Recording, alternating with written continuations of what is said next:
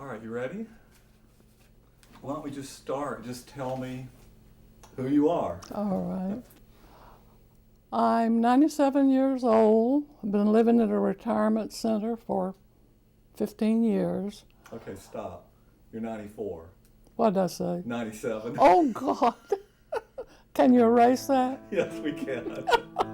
I'm not able to say anything.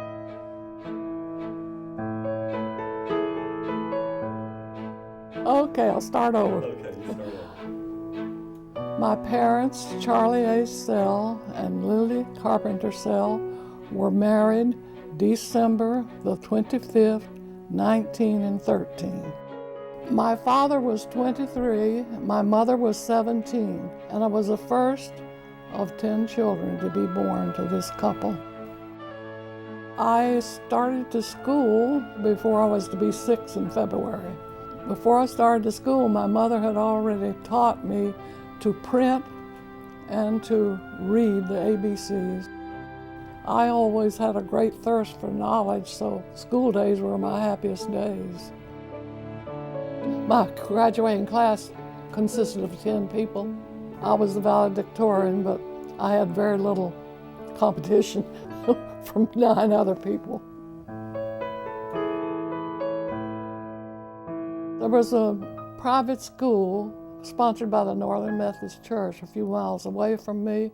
It was a very good school. They added 2 years that they referred to as higher education, which meant it would be a junior college. So I was a member of the first graduating class there. And eventually the school I attended is now a university.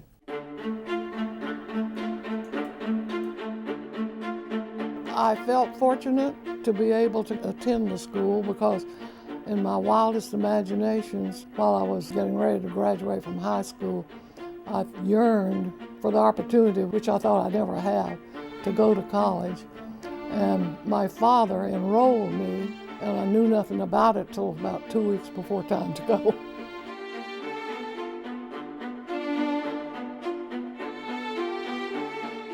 He was the pillar of the church. He built the fires every Sunday morning, always present for grave digging and funerals. Church was his second home. He was so set on education. Sold a pig to buy my graduation ring. He would have a hole in the bottom of his shoe and put a piece of cardboard to keep it from leaking through in order that we'd have shoes that were whole. I mean, self-sacrifice was his middle name. It was in 1933.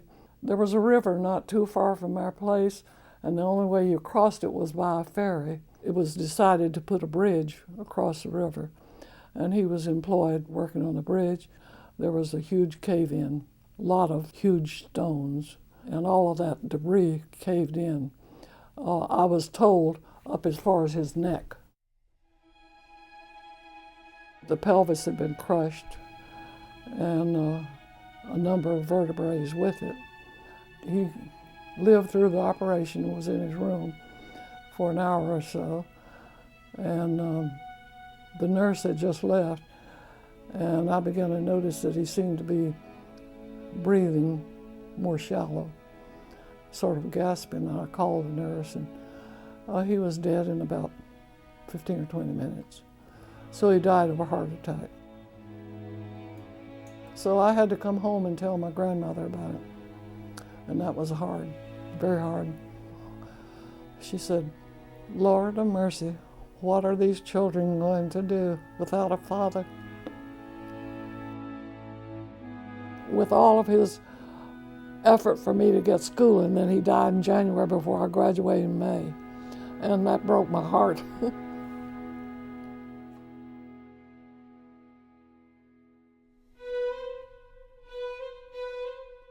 You met somebody in college. Oh, yes. Talk about that. Well, sitting in my freshman room one morning, and in walked this boy, most handsome fellow I'd ever seen. And it was Clarence Earnhardt. I was later to find out he was very well involved with a young girl. So that ended any thoughts I had of him. After we graduated, we went our separate ways. I didn't know what had become of him. But I got a note from him inviting me to go with him to the alumni band group at what was then Pfeiffer Junior College. And I thought, oh well, what happened to the girl? He never did say too much about it, except that they decided to go their separate ways.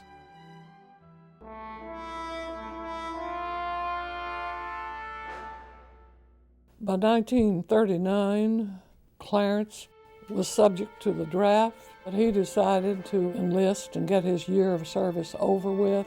In the meantime, Pearl Harbor was bombed.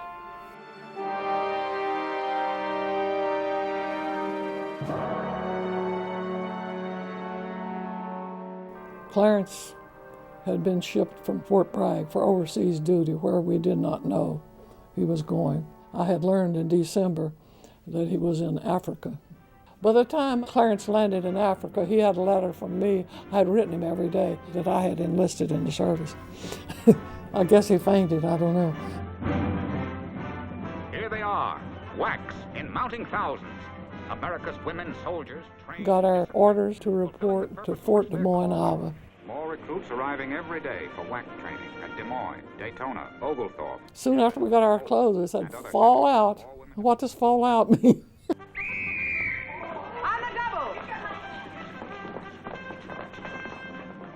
With practice, they improve, become trim, neat. As far as I can remember, I'd never been any farther than Virginia and South Carolina. Behind the soldiers at the front. It won't be too easy. These women will have to make many adjustments to new homes, new work, new clothes. But they'll gain much. Friendships they might never have made in civilian life. Fun, fellowship. Most of all, the knowledge that they are doing a vital job and doing it well. How did the experience of doing this change you, or what did you get out of it? Well, I got more education than I did the whole time before.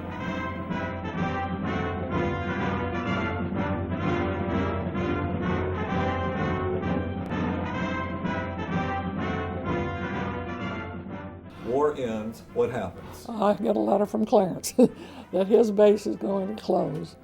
And then finally I get a letter he's on his way home.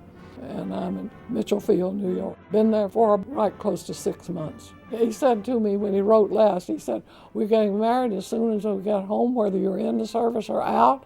I've waited long enough.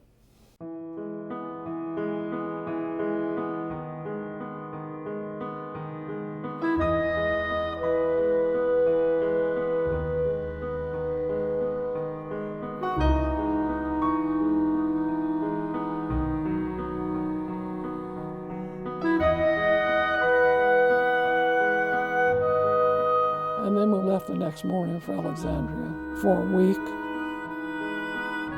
And during that week, we found an apartment.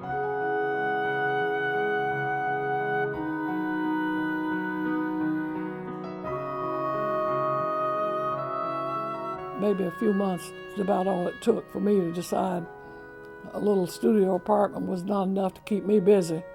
So I began to look at the job market, and I found an automotive dealership, Studebaker.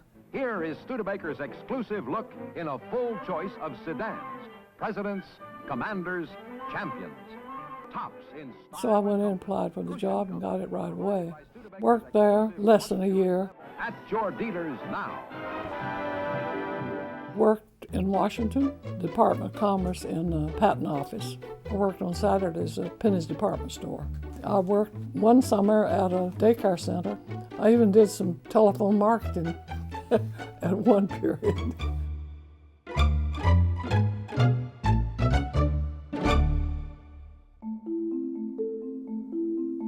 She was born energetic, but she was the most beautiful child I've ever seen. Clarence was very proud of her, and he used to say, I'm so proud to walk down the street with such a pretty little girl. Then I was born.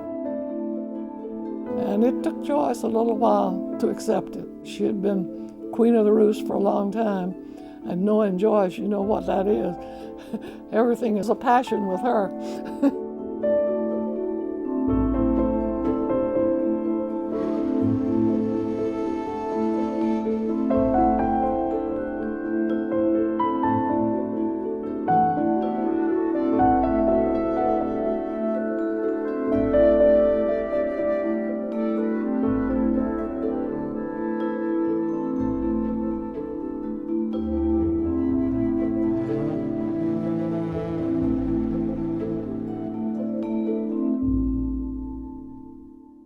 Clarence had a stroke.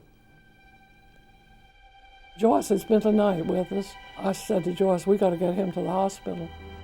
And he was in the hospital for a while.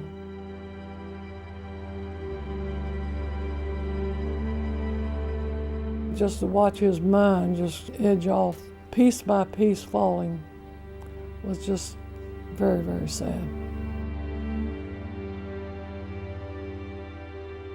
Clarence and I had gone to see Lunel in Birmingham, and we were to return on Monday, and late Sunday night we got a call telling us that Joyce had a brain hemorrhage.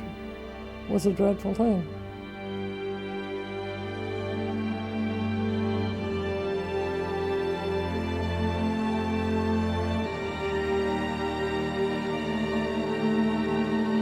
I thought, how can I go on? There's just nothing else in the world like it, really. But then I thought, well, I have to.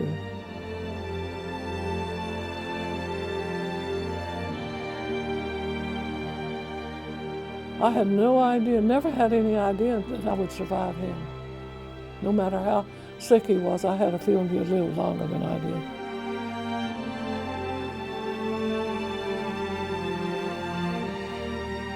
To think you could live 16 years when she couldn't even turn over in bed, it's just amazing. She had strength, there was just no message from the brain what to do with it. And when Joyce died, it seemed like the first time in my life I had nobody that I needed to take care of. And it felt like there was a great big hole there. I just finally just said, you know, it's time to grieve for everybody.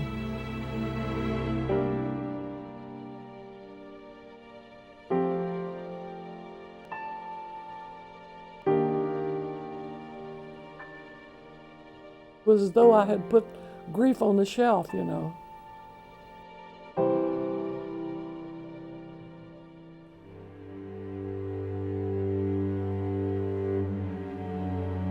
Suddenly I'm in my 70s, and I'm a widow. My husband has died. And I am thinking, here I am with no grandchildren.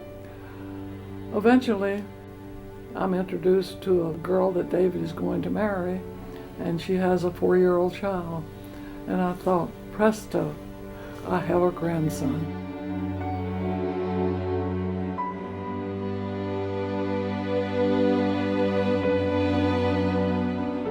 I was 39 when David was born, so I figured Eric was going to be my only grandson. But fortunately, when David was 39, he became a father. Early on, I was asked to be there when the child was born. The only birth I've ever witnessed, Christopher. It's hard to describe the joy, and the joy of being able to live to see David become a good father.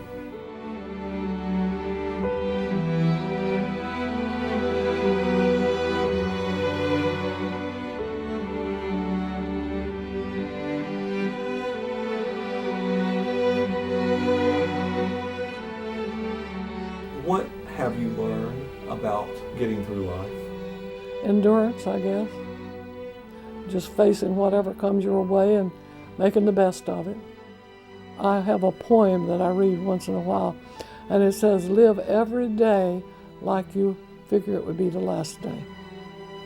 What do you think about when you think about your own death? I don't think about it. I don't really. Yeah. I just don't think about it. Yeah. Because I figure, you know, I'll live as long as I live and then I'll die. I try to be as outgoing as I possibly can because I don't like the walls caving in on me. But it is very hard to push myself out of the chair and do anything. But push I do. Any advice you want to give to family members? Anything you'd like to offer up for people that can No advice, just find your own way yourself. It's out there. All you have to do is look for it and identify it. You feel like you found your way? I hope.